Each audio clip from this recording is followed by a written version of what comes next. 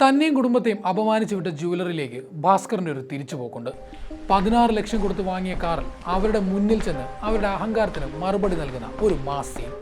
പൊടിപാർന്ന അടിയില്ല, punch ഡയലോഗുകളില്ല, എന്നിട്ടും ഒരു super താര സിനിമയിൽ കാണുന്ന മാസ് സീനിൻ്റെ അതേ എഫക്റ്റ് ലക്കി ഭാസ്കർ നൽകുന്നുണ്ട്.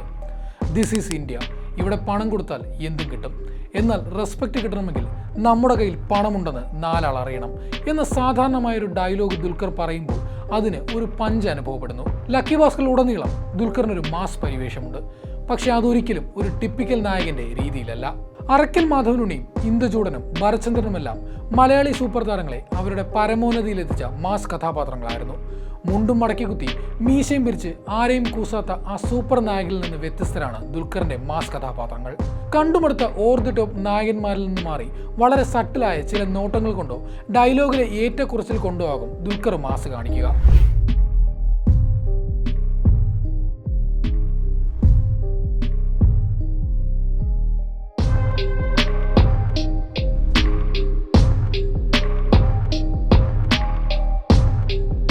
ദുൽഖറിലെ മാസ് നായകന്മാർ വളരെ റിലേറ്റബിൾ ആണ്. ഒട്ടും സൂപ്പർഫിഷ്യൽ അല്ലാതെ കാണുന്നവർക്ക് അയാളിലെ ഇമോഷൻ മനസ്സിലാകുന്നിടത്താണ് ആ കഥാപാത്രങ്ങൾ കയ്യടി നേടുന്നത്. ആദ്യ സിനിമയായ സെക്കൻഡ് ഷോയിലെ ലാലു ഒരു സാധാരണക്കാരനാണ്. സാമ്പത്തികമായി പിന്നോക്കം നിൽക്കുന്ന അയാൾ ഒരു ഘട്ടത്തിൽ സ്മഗ്ലറായി മാറുന്നുണ്ട്.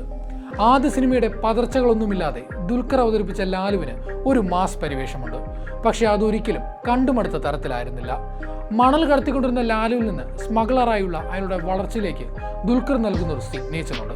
അത് ശരീരഭാഷയിലായിക്കോട്ടെ ഡയലോഗിലായിക്കോട്ടെ ദുൽഖറിന് മാത്രം പറ്റുന്നുവെന്ന്. എന്തോ ഒരു പ്രത്യേക ഓറ ദുൽഖറിനുള്ളതായി പലപ്പോഴും തോന്നിയിട്ടുണ്ട്. ഒട്ടും ലൗഡോ അമാനുഷികനോ ആകാതെ മാസ് എന്ന എലമെന്റിനെ നോട്ടം കൊണ്ടോ അയാളുടെ സ്ക്രീൻ സ്പേസോ കൊണ്ടോ മാത്രം കാഴ്ചക്കാരിലേക്ക് എത്തിക്കാനുള്ള ഒരു ഓറ.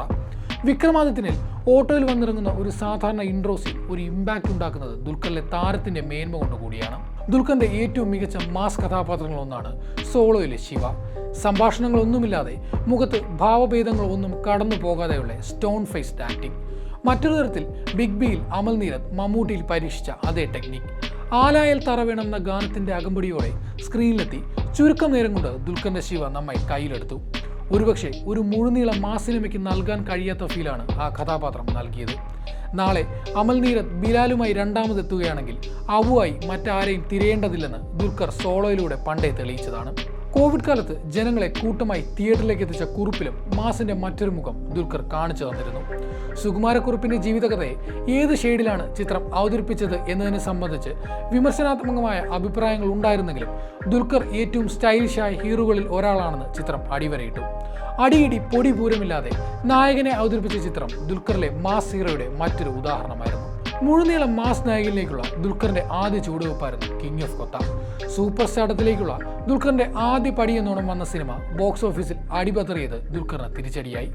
അതുവരെ കണ്ട ദുൽഖർ മാസ് ഹീറോയെ അല്ലായിരുന്നു കൊത്തയിലെ രാജു. ഒരു തമിഴ് തെലുങ്ക് ഫ്ലേവറിലുള്ള പഞ്ച് ഡയലോഗുകളും ഫൈറ്റുകളുമായി വന്ന സിനിമ ഒരിക്കലും ദുൽഖറിന്റെ മാസ് പരിവേഷത്തിന് ചേർന്നതായിരുന്നില്ല.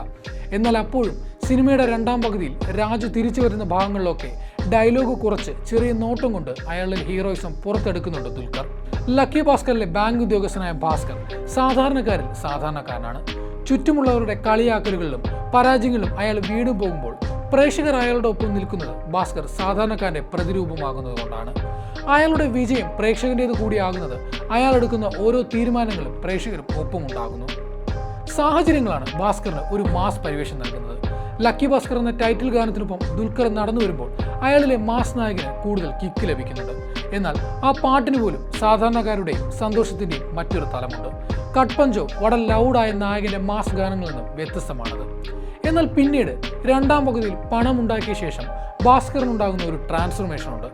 അതുവരെ മറ്റുള്ളവർക്ക് മുന്നിൽ അപമാനിതനാകേണ്ടി വന്ന് മാറി നിന്ന ഭാസ്കറിന്റെ മറ്റൊരു രൂപം പുറത്തെടുക്കുന്നുണ്ട്. I am not bad just rich എന്ന് പറയുമ്പോൾ അയാൾക്കുണ്ടാകുന്ന നെഗറ്റീവ് ഷെയ്ഡിനെ വളരെ ബ്രില്യൻ്റ് ആയിട്ടാണ് ദുൽഖർ അവതരിപ്പിച്ചിരിക്കുന്നത്. ഭാസ്കറിന്റെ 2 തലങ്ങളെ വളരെ മികച്ചതായി ദുൽഖർ അവതരിപ്പിക്കുമ്പോൾ മാസ് പരിവേഷത്തിനും നല്ലവൻ ഇമേജിനും അപ്പുറം ആരും ഇതുവരെ എക്സ്പ്ലോർ ചെയ്യാത്ത ഒരു നെഗറ്റീവ് ഷെയ്ഡ് കൂടി ദുൽഖറിന്റെ അഭിനേതാവിനുണ്ടെന്ന് അയാൾ തെളിയിച്ചു. പണം അമിതമായി കുമിഞ്ഞുകൂടുമ്പോൾ ഭാസ്കറിനുണ്ടാകുന്ന ഒരു അഹന്തയുണ്ട്. താൻ മറ്റാരെക്കാളും മുകളിലാണെന്ന ചിന്ത അയാളെ തെറ്റായ പല കാര്യങ്ങളും ചെയ്യിപ്പിക്കുന്നുണ്ട്. ഇവിടെയൊക്കെ ദുൽഖറിലെ അഭിനേതാവ് അതുവരെ ചെയ്തു വെച്ച പ്രകടനങ്ങൾക്ക് മുകളിലെത്തുന്നുണ്ട്. വെറും നോട്ടം കൊണ്ടും ആറ്റിറ്റ്യൂഡ് കൊണ്ടും ഞെട്ടിച്ചതുപോലെ ഇനിയും മികച്ച കഥാപാത്രങ്ങൾ ദുൽഖറിനെ തേടിയെത്തട്ടെ.